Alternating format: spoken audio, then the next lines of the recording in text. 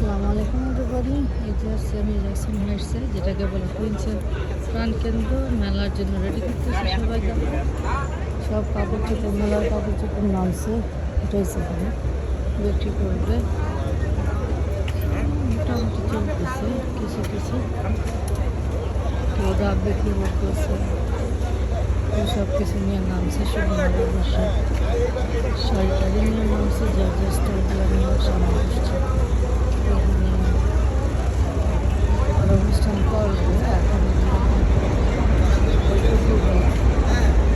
এটা হবে আর পরে ফেস্টের আগে তৈরি করতেছে, প্রস্তুতি নিচ্ছে।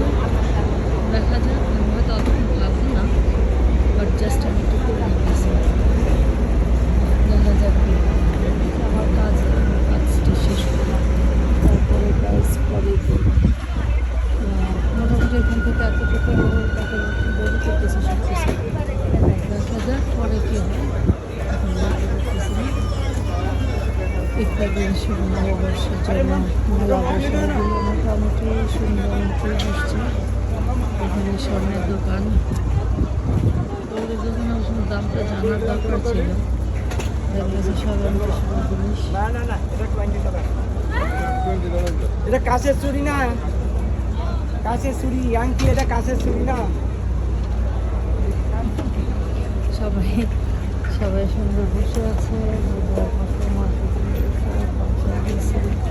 দেখা যাক পরে বসবে। এই তো হয়তো রেডি হয়ে গেছে, মোটামুটি একটু পরেই তাদের শুরু হয়ে যাবে।